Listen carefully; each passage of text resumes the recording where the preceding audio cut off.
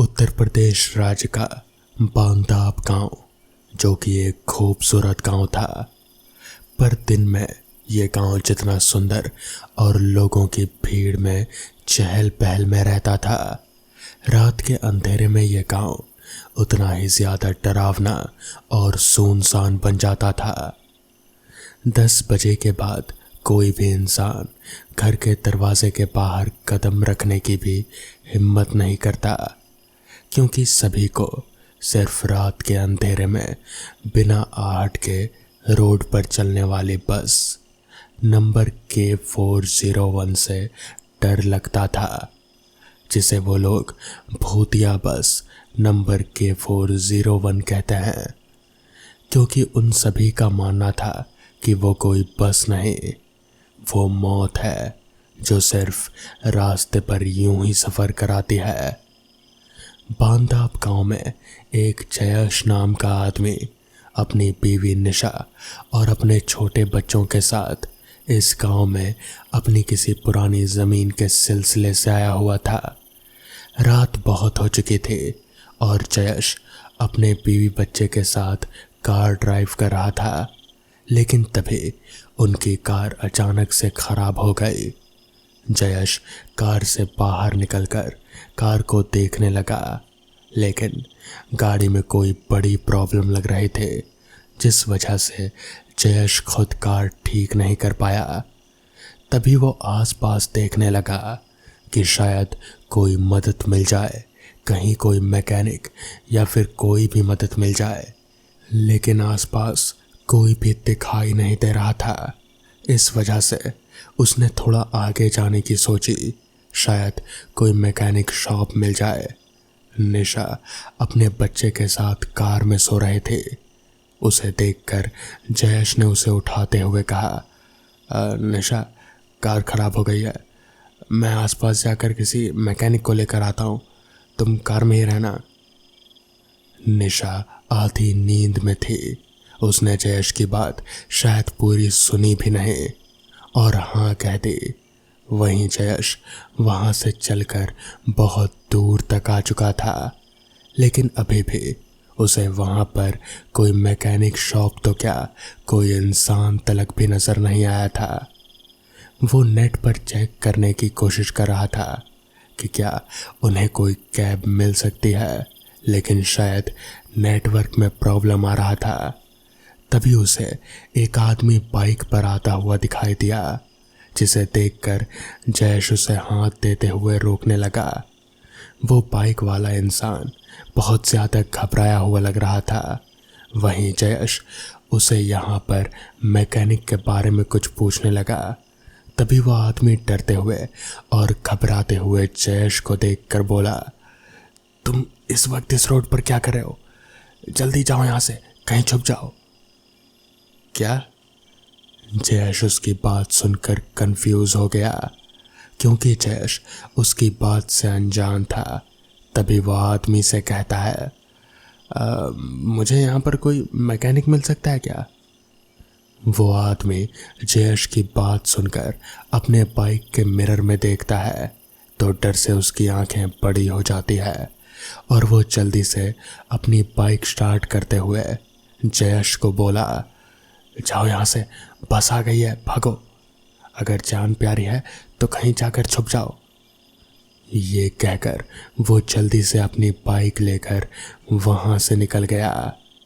उसे और कुछ बताना चाहता था, लेकिन वो शायद बहुत ही डरा हुआ लग रहा था और वो वहां से निकल गया। वहीं जयेश उसे आवाज देते हुए रोकने लगा, मगर वो बाइक वाला रुका ही नहीं। तभी उसके पीछे से बिना आवाज करती हुई बस जयेश के सामने रुक जाती है। बस का कलर रेड था, जो देखने में काफी लग्जरी बस लग रहे थे। बस का नंबर था K401। जयेश बस को देखता है और तभी बस का डोर स्लाइड होकर अपने आप खुल जाता है। बस का ड्राइवर वाइट यूनिफॉर्म पहना हुआ था। वो आदमी मुस्कुराकर दरवाजे पर आता है और जयेश को देखकर बोलता है, बस नंबर K401 में आपका स्वागत है।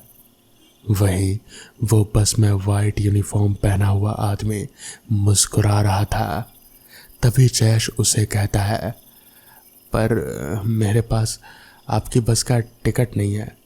देखिए, क्या आप मुझे थोड़ा आगे तक छोड़ सकते हैं? मुझे बस एक मैकेनिक की तलाश है, मेरी गाड़ी ख़राब हो गई है।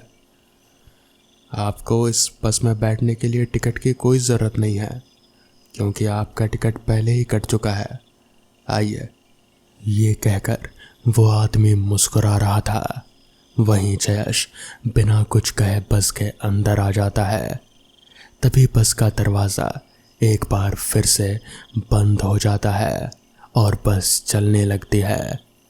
जयेश देखता है कि पहले से ही उस बस में काफ़ी सारे लोग मौजूद हैं। हालांकि बस के अंदर काफ़ी ज़्यादा अंधेरा था, इसलिए उसे ठीक से सभी के चेहरे नज़र नहीं आ रहे थे।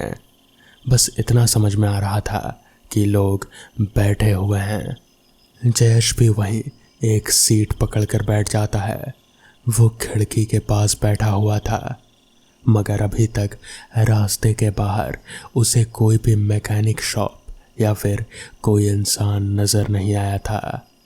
तभी एकदम से जयेश ने वापस से सारे पैसेंजर्स की ओर देखा तो उसने पाया कि सारे पैसेंजर्स की आंखें जैसे उस अंधेरे में लाल चमक रहे थे।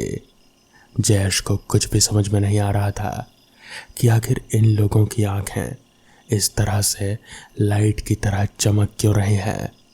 तभी अचानक से बस की लाइट चालू हुई और उन सभी का चेहरा जयेश ने देखा। तो उसने जो देखा वो देखकर उसकी सिट्टी बिट्टी गुल हो गई, क्योंकि उन सभी का चेहरा बहुत ही ज़्यादा भयानक था। उनके चेहरे का मांस सड़कर लटका हुआ था, शरीर जगह जगह से कटा फटा था। जयेश को समझ आ गया कि यह बस कोई आम बस नहीं है, बल्कि ये भूतों की बस है। अब बस उसे कैसे भी करके इस बस से नीचे उतरना था। जयेश भागते हुए दरवाजे के पास पहुंचा, मगर तभी बस का ड्राइवर जयेश को बोला, क्या हुआ साहब, आपको इस बस में सफ़र नहीं करना? इस पर जयेश बोला, मैंने कुछ नहीं किया, बस मुझे जाने दो, मुझे जाने दो, मैंने कुछ नहीं किया। तभी एकदम से बस का दरवाज़ा खुला और जयेश तुरंत ही बस से नीचे कूद गया। थोड़ी देर बाद होश संभालने पर जयेश ने देखा कि वहीं पास ही में एक मैकेनिक की दुकान थी। हालांकि दुकान का शटर आधा गिरा हुआ था और आधे से एक खटिया नज़र आ रहे थे। इसका मतलब शायद कोई अंदर सो रहा था। जयेश भागते हुए उस दुकान के पास गया। अंदर दुकान का मालिक यानी कि मैकेनिक सो रहा था। उसने उस मैकेनिक को तुरंत उठाया और फिर उसे वापस से अपनी कार के पास ले गया। मैकेनिक ने थोड़ी ही देर में जयेश का कार सही कर दिया और फिर जयेश अपने परिवार के साथ वहाँ से निकल गया। मगर इस घटना को जयेश ने कभी भी किसी को नहीं बताया, क्योंकि वह आज तक खुद ही नहीं समझ पाया कि आखिर उसके साथ हुआ क्या था। तो दोस्तों, ये थी आज की पहली कहानी। तो चलिए बढ़ते हैं आज की दूसरी कहानी की ओर। ट्रेन बहुत ही धीमी रफ्तार से पटरियों पर आगे बढ़े जा रही थी। ट्रेन के दरवाजे पर खड़ा मैं बड़ा ही उत्सुक होकर बस किसी तरह अपने गांव पहुंचना चाहता था। मैं आज काफ़ी सालों के बाद अपने गांव जा रहा हूं। काम के इस दबाव में मुझे कभी गांव जाने का मौका ही नहीं मिला, तो इसलिए इस बार जब छुट्टी मिली तो मैंने तय कर लिया कि गांव ही जाऊंगा। और इसके लिए मैंने यही ट्रेन को चुना, क्योंकि ये ट्रेन काफ़ी सुविधाजनक थी। आज मैं ऑफिस का काम ख़त्म करके ही ट्रेन में चढ़ा, मगर हाँ, गांव पहुंचते पहुंचते देर रात हो जाएगी, जो कि मेरे लिए कोई चिंता वाली बात नहीं है, क्योंकि रात का मुझे कोई डर नहीं है। खैर, ट्रेन धीरे धीरे आगे बढ़े जा रही थी। मैंने अपनी हाथ घड़ी में वक्त देखा तो वक्त हो रहा था रात के 11:30 बजे का। बस मुझे एक ही बात की चिंता थी कि जब मैं गांव के स्टेशन पर उतरूंगा तो क्या मुझे कोई सवारी मिलेगी भी जो मुझे अपने घर तक छोड़ पाए, या फिर मुझे पैदल ही आगे जाना पड़ेगा। अगर पैदल आगे जाना पड़ा तब तो बहुत ही चलना पड़ेगा। ऊपर से मैं काफ़ी थका हुआ भी था। खैर, भगवान से मैं बस यही दुआ कर रहा था कि कोई सवारी मिल जाए वहाँ।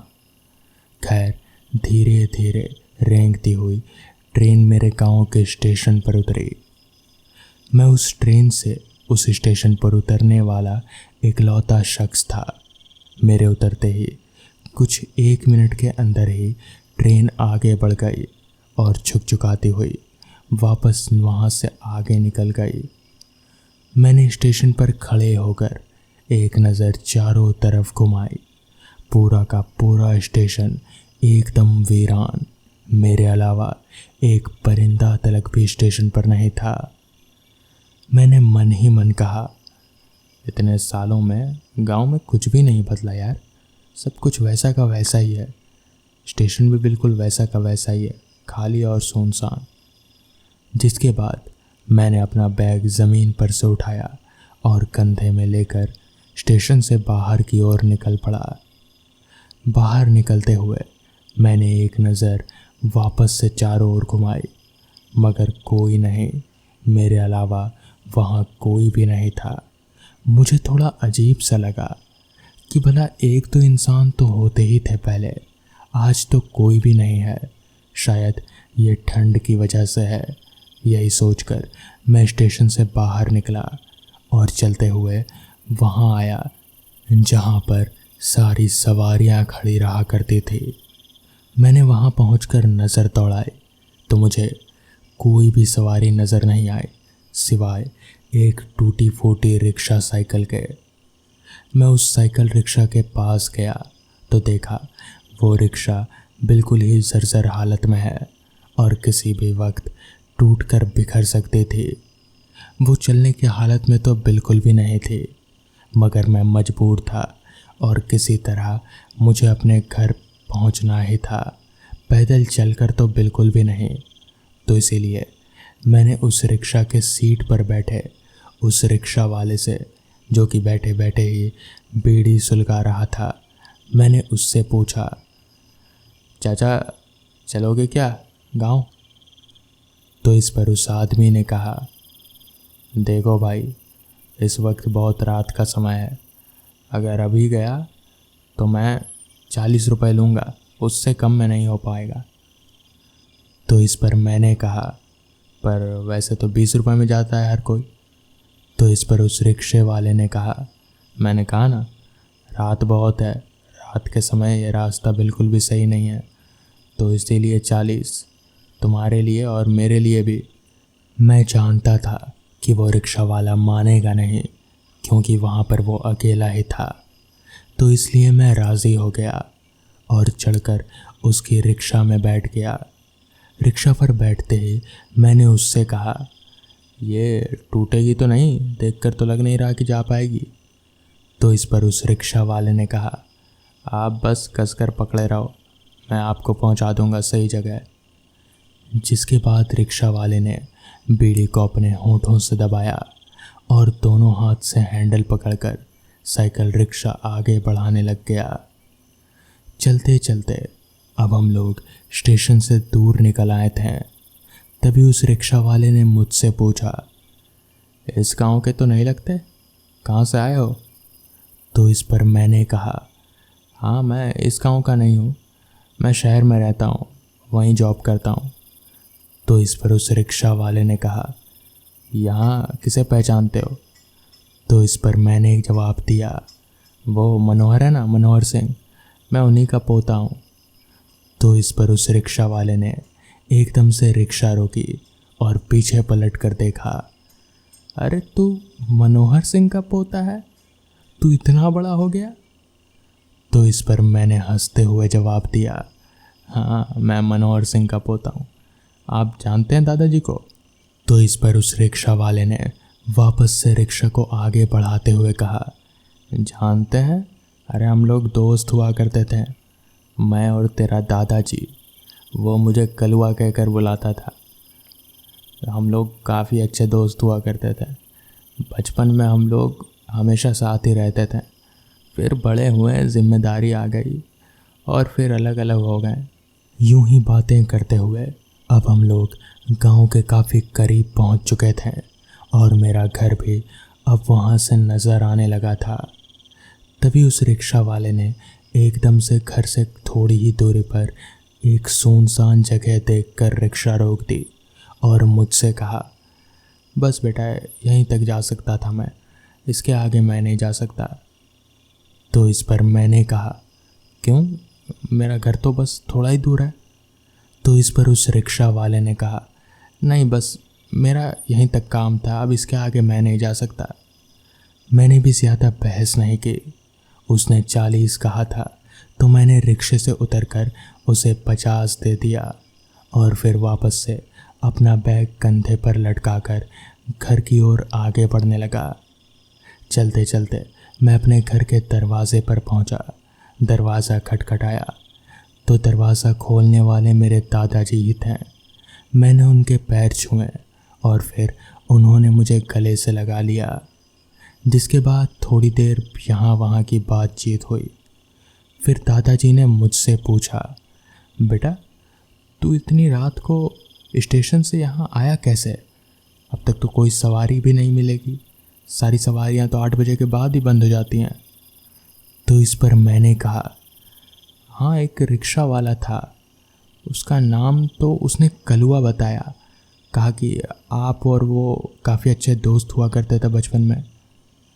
इतना कहते ही दादाजी ने एकदम से चौंक कर मेरी ओर देखा और फिर उन्होंने कहा, क्या कलुआ? उसको मरे तो 1 महीना हो गया। वो कैसे? उसकी रिक्शा का तो रेलवे फाटक पर एक्सीडेंट हो गया था। वो ऐसा नहीं हो सकता। ये सुनकर मेरे तो जैसे पैरों तले ज़मीन ही खिसक गई।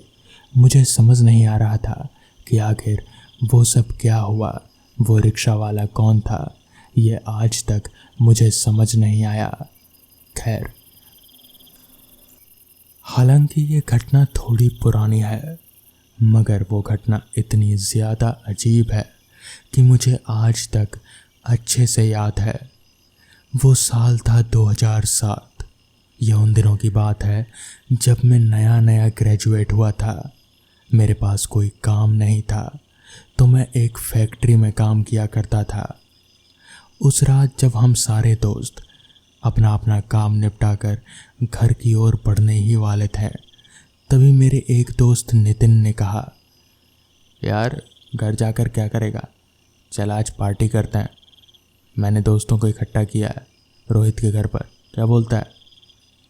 तो इस पर मैंने कहा, अच्छा ऐसा है तो चलो फिर। जिसके बाद हम लोग फैक्ट्री से घर ना जाकर सीधे रोहित के घर पहुँचे और वहाँ पर पहुँचकर देखा तो रोहित ने सारा इंतज़ाम कर रखा था। वहाँ पर पीने पिलाने का सारा इंतज़ाम था। हालांकि मैं पीता नहीं था, मगर दोस्तों के साथ बैठकर काफ़ी मज़े किया करता था और चखने का सामान मैं अकेले ही सारा खा जाया करता था। इसलिए मैं अपने दोस्तों के साथ वहाँ पहुँचा था। सारे दोस्त पीने पिलाने में बैठ गए और मैं उन लोगों के साथ बैठ बातें करने लगा और खाने पीने का सामान टटोलने लगा। यूं ही कुछ देर तक दोस्तों के साथ मजाक मस्ती करने के बाद अचानक मेरी नज़र घड़ी पर गई तो मैंने देखा कि घड़ी में वक्त हो रहा था 12:15 का। मैंने अपने दोस्तों से कहा, यार सुनो, अब मुझे चलना चाहिए, घर पर मेरी बीवी अकेली है। तो इस पर मेरे दोस्तों ने कहा, हाँ भाई तब तो तू जा, हम लोग कल सुबह ही निकलेंगे यहाँ से। जिस पर मैंने अपने दोस्तों से अलविदा लिया और सीधे अपने घर की ओर निकल पड़ा। बाइक चलाते हुए मुझे ठंड का एहसास हो रहा था, और ऐसा हो भी क्यों ना, दिसंबर का आखिरी हफ्ता जो चल रहा था, कड़ाकेदार ठंड थी। मेरे हाथ लगभग कांप ही रहे थे हैंडल पर, मगर फिर भी मैं किसी तरह से बाइक चलाते हुए आगे बढ़ रहा था। रोहित का घर रिहायशी इलाकों से अलग एक सुनसान जगह पर था। मुझे समझ नहीं आता था कि आखिर रोहित ने इस सुनसान जगह पर घर लिया है क्यों। ना ही यहाँ कोई सुविधा है और ना ही ज़्यादा लोग रहते हैं। खैर, मुझे क्या, मुझे तो बस यहाँ से निकलने से ही मतलब था। इसलिए मैं उस सुनसान रास्ते पर आगे बढ़े जा रहा था। उस रास्ते के दोनों तरफ सिर्फ घना जंगल था और कुछ भी नहीं, ना कोई दुकान, ना ही कोई इंसान। मैं किसी तरह बाइक चलाते हुए अभी आगे बढ़ ही रहा था कि तभी मुझे रास्ते के बीचों बीच एक बच्चा खड़ा नजर आया। मैं चौंक उठा और मैंने बाइक को ठीक उस बच्चे के पास ले जाकर रोका। वो बच्चा सड़क के बीचों बीच खड़ा था। देखने से उसकी उम्र यहीं कोई 5-6 साल की रही होगी। मुझे समझ नहीं आया कि आखिर ये छोटू बच्चा इस सुनसान रास्ते पर इतनी रात के क्या कर रहा है।